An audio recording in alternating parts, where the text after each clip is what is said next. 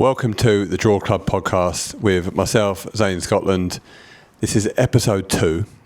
Now, if you listened last week and you're back this week, thank you very, very much for taking time out of your day again to listen to me talk about golf. If this is your first time listening, let me give you a little rundown of what we're going to chat about. We're going to chat about what went on last week on the PGA Tour and DP World Tour.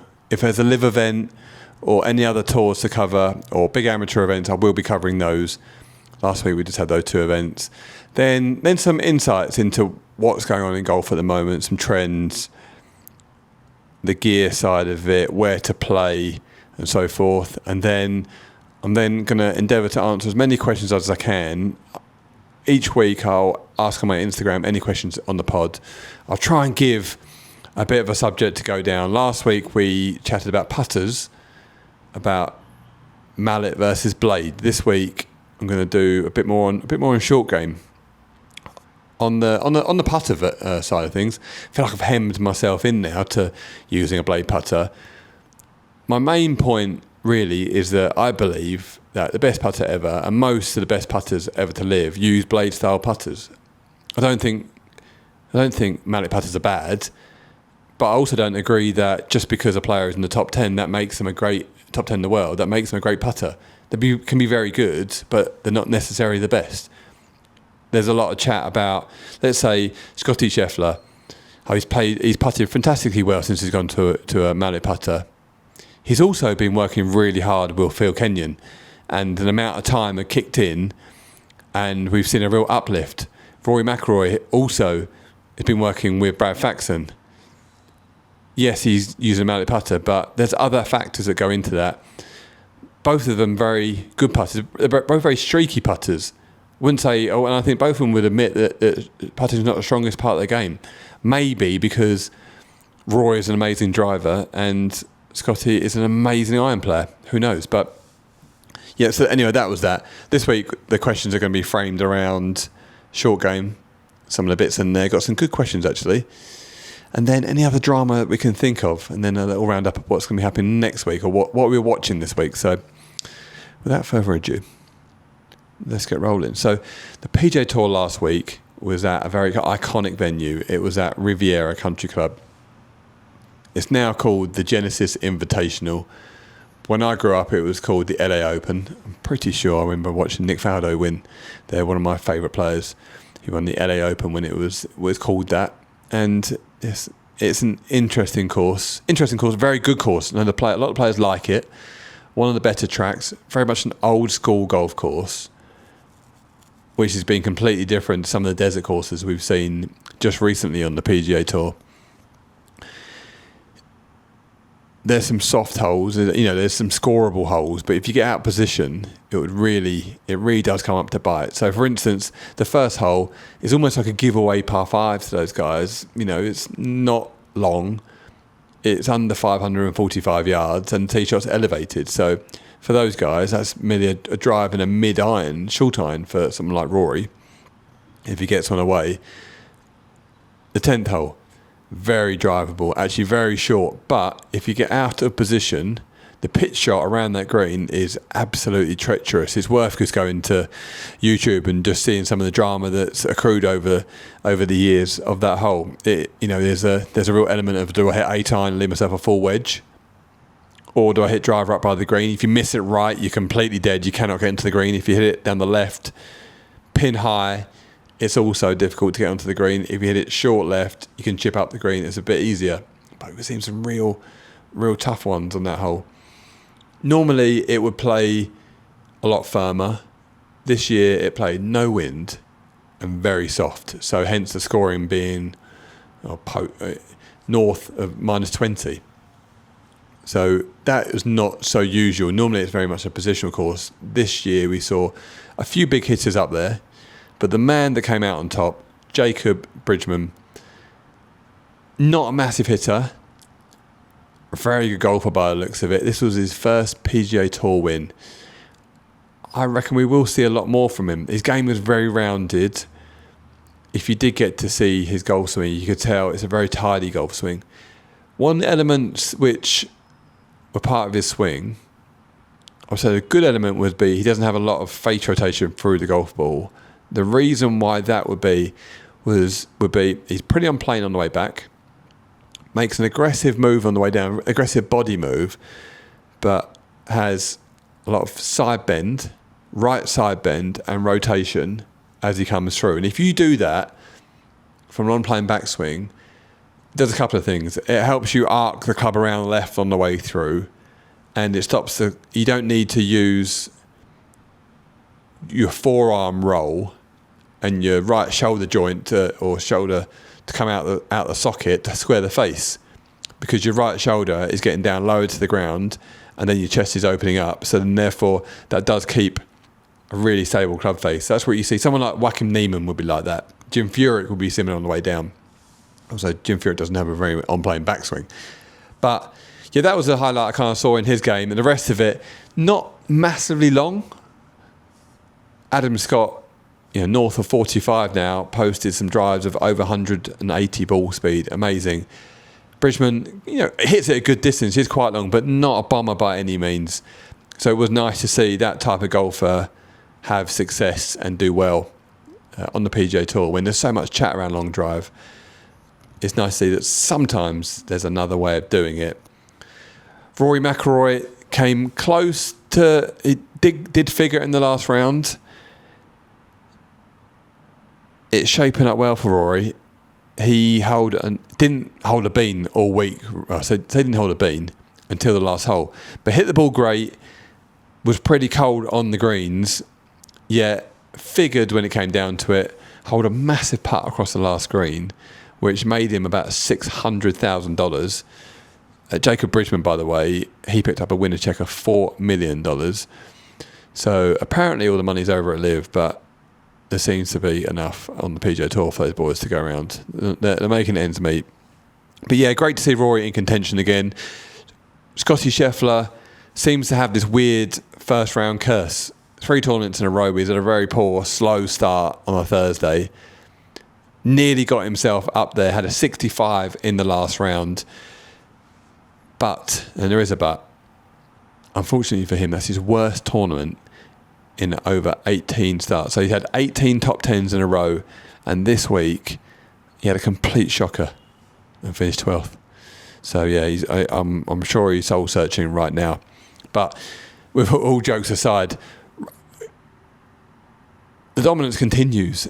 Even spotting the field, all those shots in the first round, he's still hustling. He's still in there, and if he can just figure out this weird 3-week conundrum that he's got going with the first round, I don't see why we're not going to see Scottie Scheffler to continue. And is this all a warm up for the Masters? Yes, we can talk Masters now because it's not too far away. I'm already excited. I need to get a little Masters counter on the screen here. Maybe I'll get the producer Surab to have a look at that, see if that's something he can do. But yeah, anyway, so that's the PGA Tour. A good start for the tour. Another new name coming into fruition. I think Jacob Bridgeman will be around for years to come, and it'd be interesting to see how a kind of regular player gets on.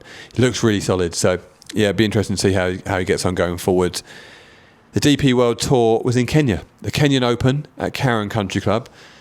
I've played Karen Country Club many years ago. It used to be a challenge tour event. Really interesting place. Very, very short golf course at altitude. The driving range is some borrowed land from across the road. When we played there, you got your caddy for the week, so you'd arrive. There are a bunch of caddies there, all great lads, and you say, who wants to be grab my bag? One of the guys says, I'll do it. You introduce yourself. You go, yeah, lovely. Right, you're my man for the week. You agree a price. Right, let's get checked in. Let's head to the practice ground. So you head down to the practice ground, and here's your man. Yeah, here, boss. I got the golf balls in a little bag. So he brings and there's only about 20 balls in the bag. So you say to him, "Oh, I'm going to get some more when I hit some more than 20." No, boss, it's fine. So you're like, all right, fine. So you get down to the range. He puts your bag down. He then drops the balls out, and he goes, right, what club are you going to hit? So I'm like, okay, I'll hit some wedges, and then I'm probably going to hit some 7-irons. And if you would, then we'll go play. Yeah, okay, fine. So he gets the bag, like the little sack that the golf balls came in, and just heads off down the driving range. Where's he going?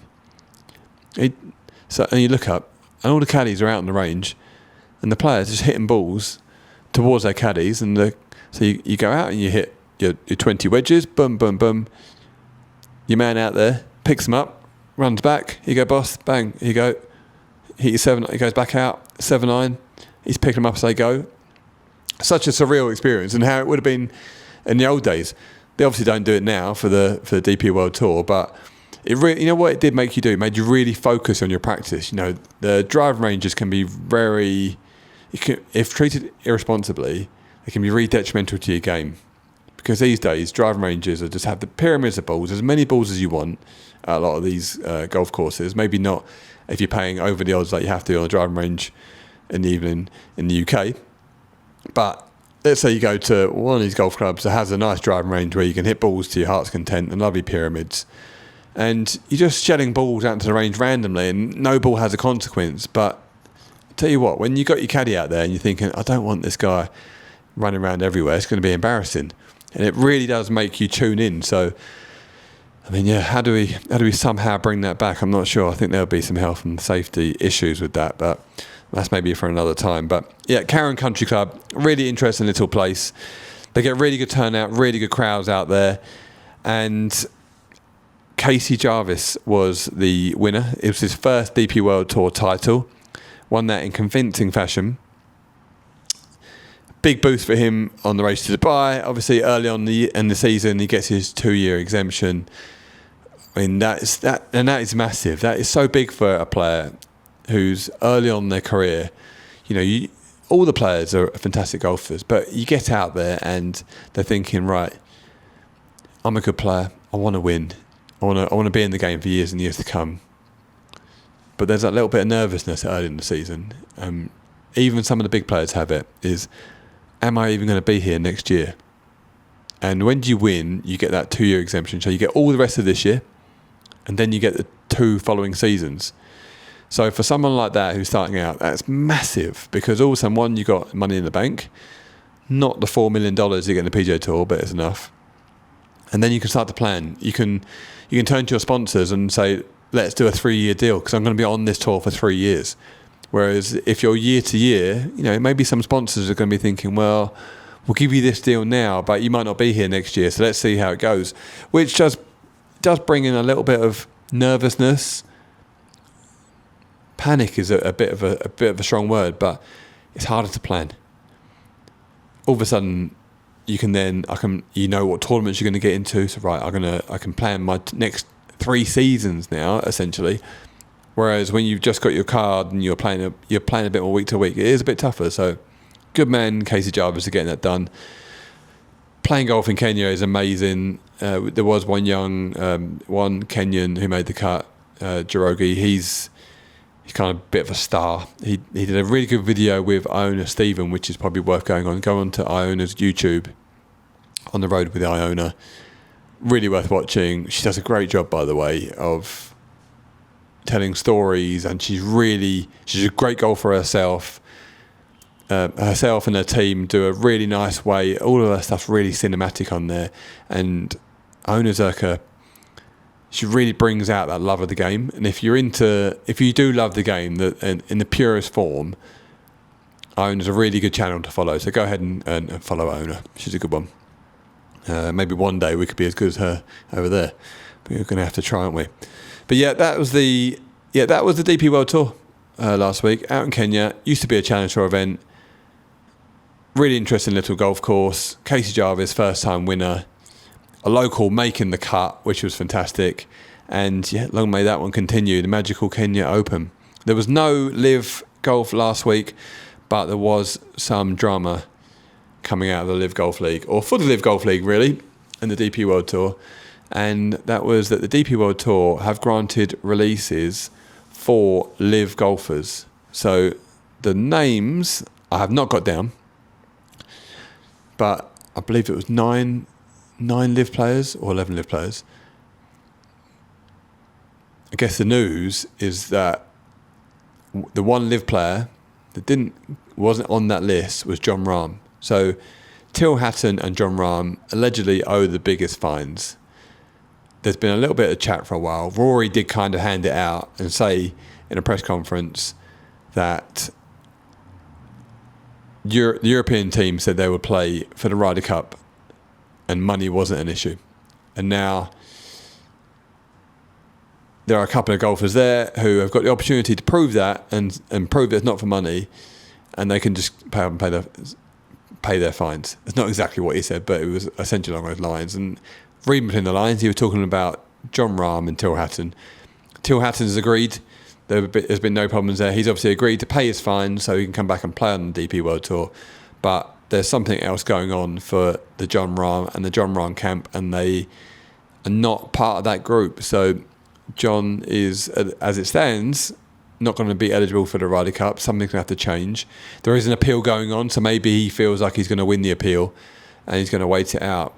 We'll see. You don't know what goes on behind closed doors.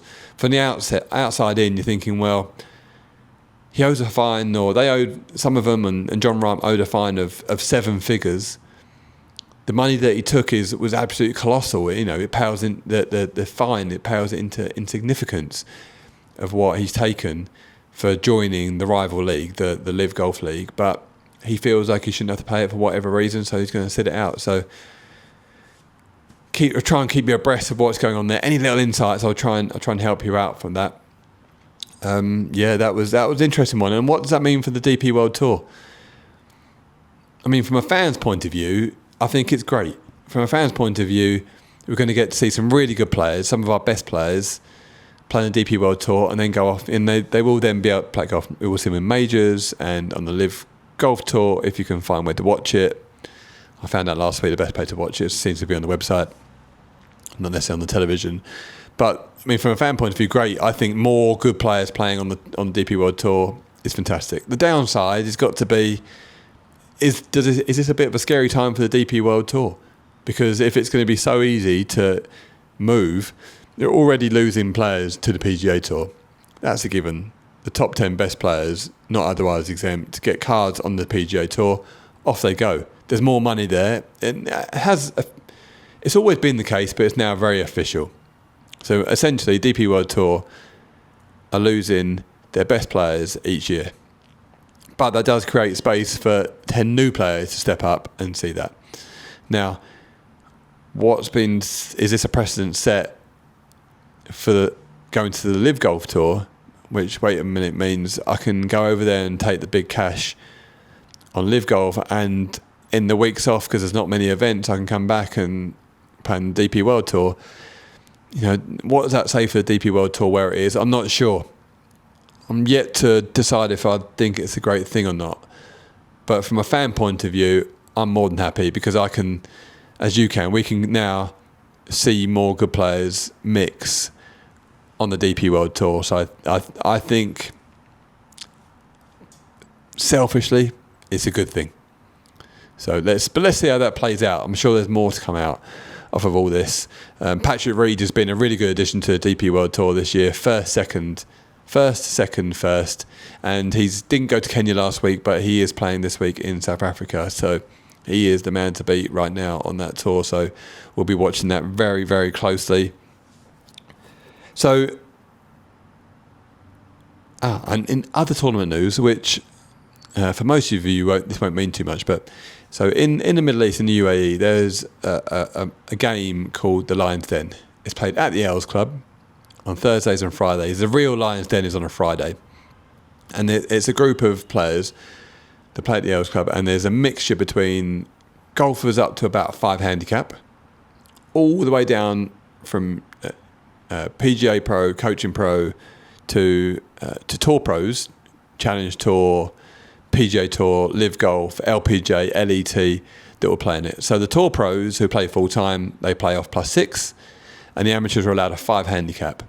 So what the adjustment then is that all the Tour Pros play from 0, and then everybody else gets 6 shots on their handicap, or taken from there. So if you're a 5, that means you become an 11 handicap. If you're a scratch, you become a 6, and so forth. And it's a really good game, and yeah, we see that and it's hard. The course is set up tour condition. The greens are between 11 and 13, depending on the week. The pin positions are tucked, mixed up. The tees are all mixed up every single week, so it feels like a different golf course. And it's fantastic because you get to play alongside names like Adrian Moronk, Tommy Fleetwood, Hao Tong Lee, just to name a few, Thomas Detry, just to name a few people that have played in it. And on the back of that, at 5 Iron Golf, where I'm a director and shareholder, Dubai, one of our members, Eugene, has started up a social small game on a Wednesday morning at 5 Iron, where we get to play all the top courses around the world on the simulator. And yeah, it's been a really good success. And so we had the Lions Den, but at 5 Iron we have the hamster cage. So a little bit tongue in cheek, but it's a really good Wednesday morning. And last week I had my best round. We played Trump International, Dubai, on the sim, and had my best round on the TrackMan. I shot -10. I felt like I couldn't miss a shot. So my best golf I've played for a while. And what I've been working on just recently is my game feels really, really good at the moment, which I'm really, really pleased about, obviously. I shot -10 and I was beaten. Couldn't believe it. So my TrackMan handicap is +7. So with a course adjustment, I had 38 points and someone had it around in 41 points. But we now have the hamster cage. So I'll give you my update as I'm playing that tomorrow. But anyway, moving on swiftly. Don't want to be boring you too much. What else have I been practicing for? I'm going to Sawgrass in a couple of weeks to watch the Player Championship, and then I'm going to play a Pro-Am on the week following. I'll keep you updated with that. That's why I've been practicing so hard recently. So there'll be more chat about that at some point. And then I don't want to take too much of your time, so I'm going to get into the questions from the social media. So this week is framed around short game. Loads of questions come in. Thank you so much for sending those questions. As always, I wish I could answer all of them, but I've picked a few, and there's a few which have been essentially around the same point, but these are ones I've got. So the first one from at So Bad It's Good. So these guys, at So Bad It's Good, it's a channel on Instagram. I'm sure they're probably on the other socials, and they're one of my favourite follows. We got essentially now 3 golfers, but it was when I first started watching it was one guy, Dan. He's a golfer, and most of his skits are him being your normal kind of, don't want to offend him, middle-aged dad who loves his golf, got a couple of kids, and it's him. I'm doing a really bad job of explaining this, but basically it's him trying to live his golf life while running or having a family, and his poor wife having to do all the work at home, and then he's trying to justify why he's allowed to go to golf and why she should be thanking him for not staying for a beer with the boys afterwards and so forth. But I don't want to ruin it for you, so please go and look at their social channels. And actually, we'd really like to get them on at some point. We have meshes a little bit, so we will get those guys on. But anyway, he's asked, how many different shots around the green should you have in your locker? Now, this is a good one. So around the green, you do essentially want to have a toolbox of shots that you can use, that you can draw on when need be. And that's something that Brett Rumford speaks about. Brett Rumford's one of the best short game players you'll ever come across. But here's the thing, is that if you're a tour golfer with an amazing short game, or an elite golfer with an amazing short game, and you have all the time in the world to go and practice all the different shots, then that's great. But from what I see and what I believe, you can pretty much get around the golf course with one shot. Now, you can manipulate the club to open the face, de-loft it a touch in setup, but you want to have generally one motion. And if you can just have a baseline chip shot, then you can cover most spots. Now, if I was being super strict, I would say you would have your baseline shot, so your medium chip shot, which would be a medium flight, which is about, if you're getting technical, is around 28 to 30 degrees of launch with a bit of spin. And that generally would be from having a touch of shaft lean, a little bit of down, a little bit of steepness on down to the back of the ball with, like, let's say you're 56 or 60, and you'd play that shot. Now, if you want it, then the next shot you want to have is a lob shot, which for me would be, okay, aim a touch left, open the face in before you grip it. So open the face, then grip the club. You aim a touch left, and then essentially what you're doing is you're putting your same motion on it, and the ball will come out. You still want to hit a little bit down the ball, a little bit of steepness, hit the ball first, and the ball will pop up a little bit more. Now that's the two kind of basic shots you want to have in your armoury. The low shot can be two ways. It can be your basic chip shot, so your medium chip shot, by de-lofting the club, by having the ball a bit further back, de-lofting the club and sending it lower with your, let's say if you want to play it with one club all the time. But the other one would be just take a little bit less loft and play your normal medium chip shot. So essentially you're going to have one action, but you're just going to slightly tweak your start position for the ones either side of your main shot. Now, the other part to be is that, let's say you short-sided yourself and you're behind the bunker and you've not got a very good lie, or the ball's the green's a bit above you. Now, and you want to play the Hollywood shot, which, you know what, if you want to play the Hollywood shot, if you're good at it or not good at it, and that's what makes you tick, go ahead and do it. But you know what, sometimes hitting a chip, being like, this is okay if this goes 10 feet by, 15 feet by. So you can play your more standard shot. If it rolls 10 or 15 feet by, great, you've got a putt coming back. And strategy in short game is something which is not really spoken about very often. What you're really trying to do is get it in a 6 foot circle. Once you get it inside a 6 foot circle, you're more likely to hold the putt than miss it.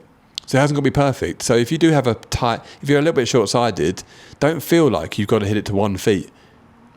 You've got to just clear the bunker by a foot and watch it trickle on to get it to tap in distance. How about we just clear the bunker by 6-7 feet and let it just roll past a little bit and have your putt coming back? You're already out of position. Don't compound the error with another error.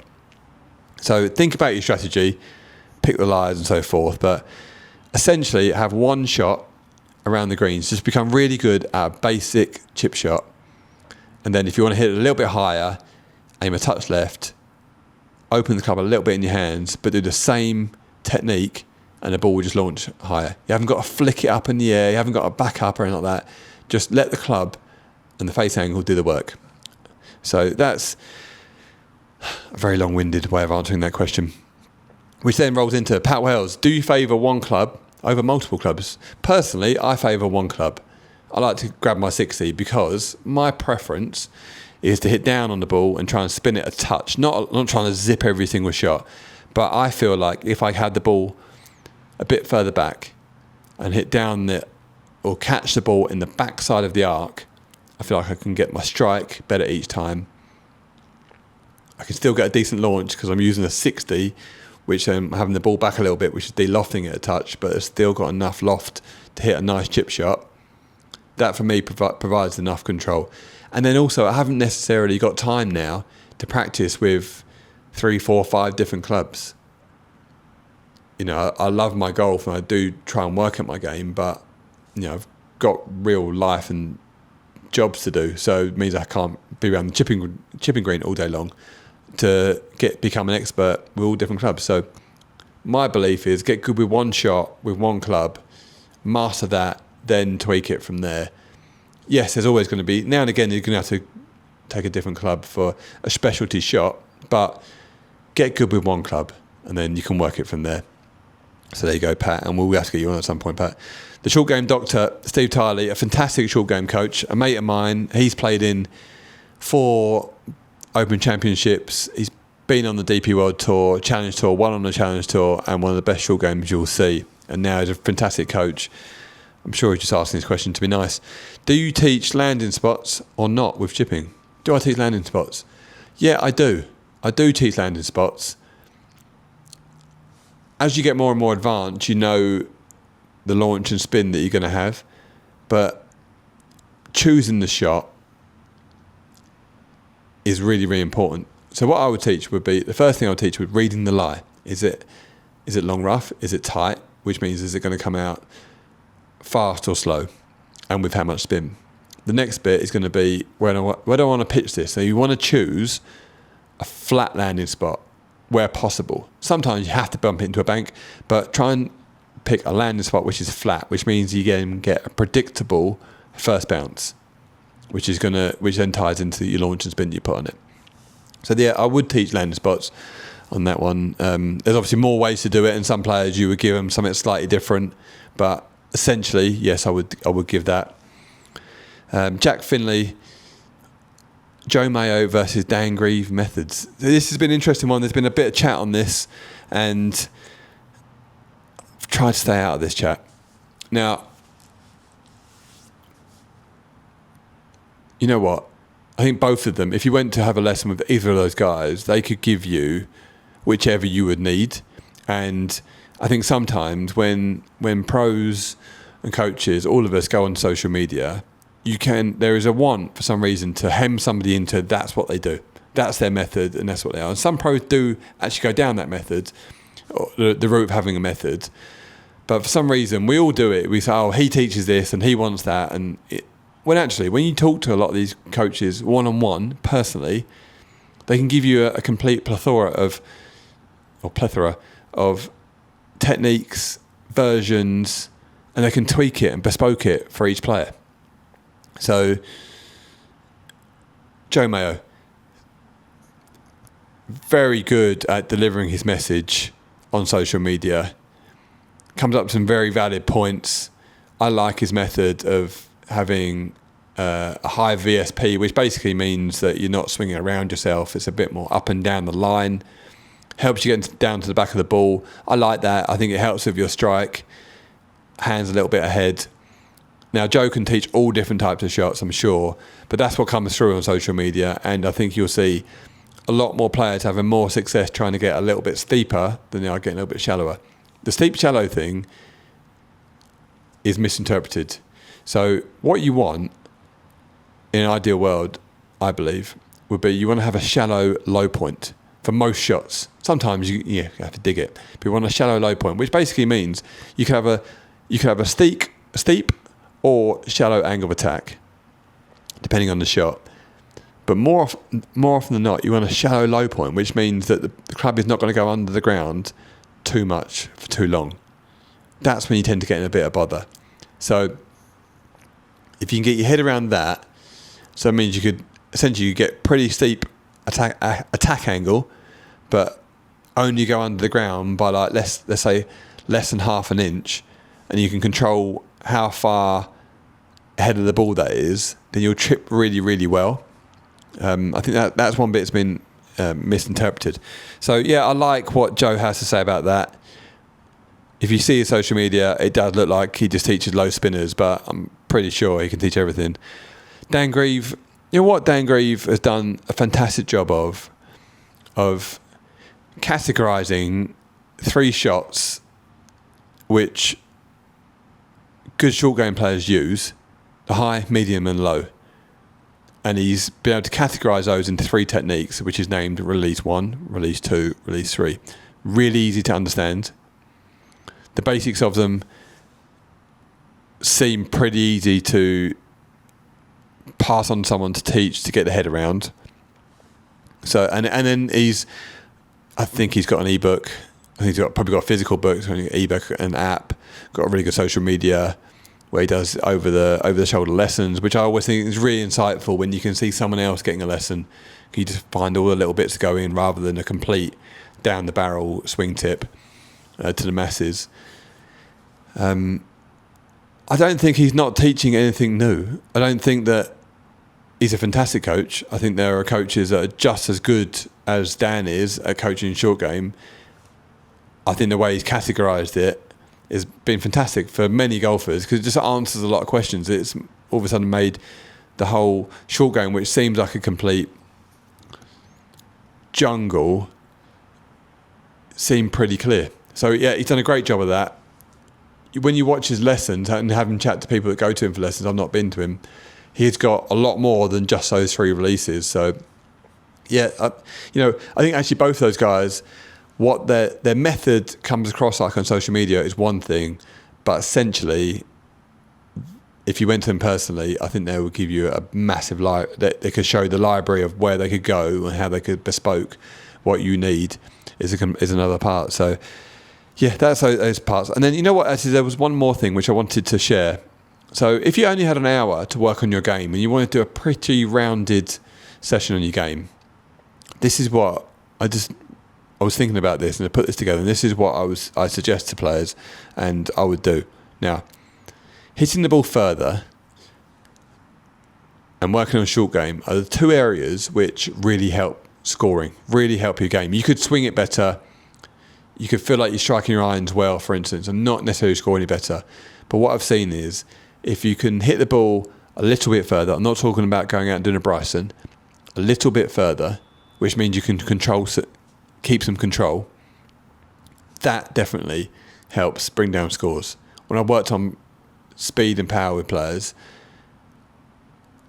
when they then go off and come back, they go, I'm scoring so much better because I've cleared that bunker I couldn't normally clear, or I've reached that par 5 in 2, or I'm now able to hit my 8 iron out the rough because I've got a bit more speed as opposed to having to hit the 5 iron.